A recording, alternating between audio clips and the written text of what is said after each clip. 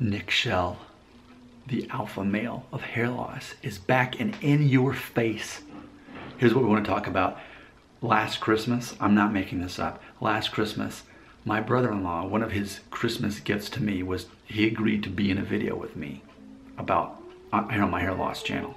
And he's what, 3 years younger than me. He agreed to be, and you can check it out, just type in Nick Shell brother-in-law, I think that should pull it up.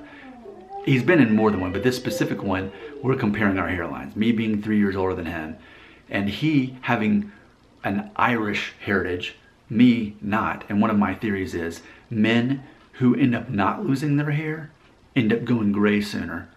Men who end up keeping their hair color end up balding sooner. That's one of my hair loss theories, and he backs that theory up. But we compare hairlines in that video. And someone recently left a comment pointing out that the difference between our hairlines is this. His actually goes further back on the temples. Mine goes further back on my actual hairline up here. And so, but when you assign a Norwood category to it, he ends up basically being maybe Norwood 1.5, and I end up being a Norwood 2.5. And of course I've got diffuse thinning, which he has not. His hair completely thick. And it's funny because I'll also admit that he actually negates one of my hair loss theories, and that is that guys with a lot of body hair are more likely to go bald sooner, before age 35. And I would say that he and I are probably a perfect match on body hair.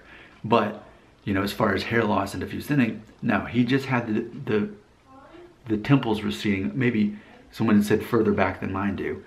But as far as this, no, this is perfectly straight. And so he can pull off basically any haircut because of that.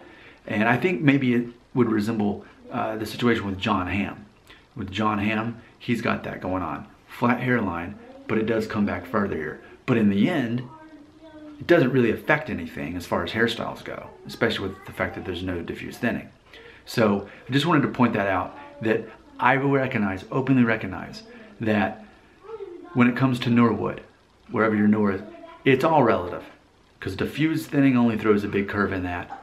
But ultimately, there's different patterns. There's not just, yes, we say male pattern baldness, and we have some pretty predictable patterns in our minds of what that means, you know. But ultimately, you can have severe temple receding, but then nothing happens up here as far as hair loss goes. Whereas my temples aren't so bad at all. It's just that this goes up so high, but with the right length, it downplays it.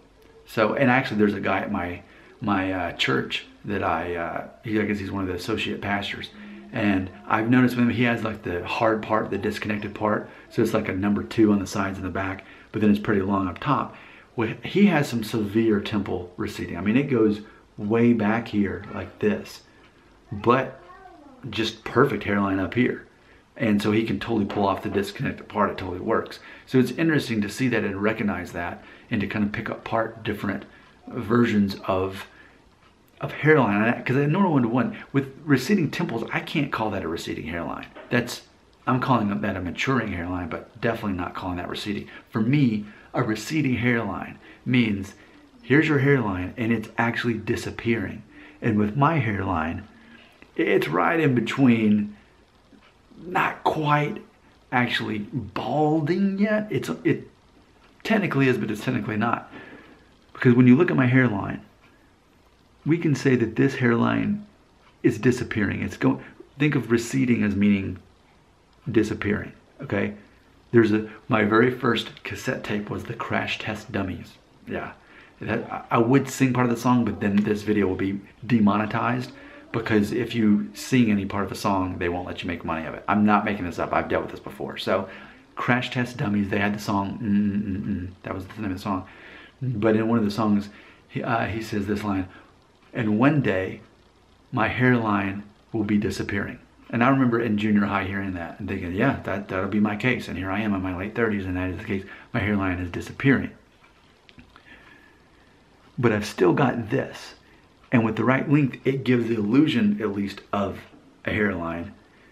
To me, a disappearing hairline is more when you're in Norwood 4 situation. That's when it's not even about a hairline anymore. It's just about, you can still have hair up here, but with a severe balding spot here and then starting here, it's not even about a hairline anymore. It's about, and if your hair is probably curly, it may kind of mask that a little bit. But ultimately, I'm right on the cusp of what it means to have a disappearing hairline, but with the right length and the right hairstyle, I can still, and look at that. But really, that's just, it's that way all across my hair though.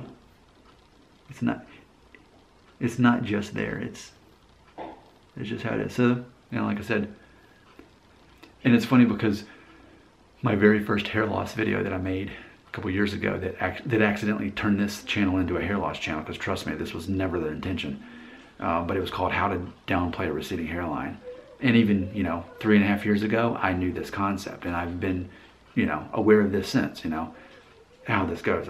I make the most of it, and then when it's gone, and I shave it off, and I commit to the deal. So there you go. There's another little talk about receding hairlines, and specifically how the receding temples doesn't really count as balding. It doesn't really count as a receding hairline at all. And even if it's pretty severe, ultimately, if your hairline is still intact, and I believe if we were to say, well, what is a hairline? Hairline is the top of your forehead. But the sides, that's not really hairline so much. Not really. Technically it is, but not really. When we're talking about a receding hairline and balding, we're talking about this actually moving back like that. Your thoughts, where do they belong? Right here in the comment section.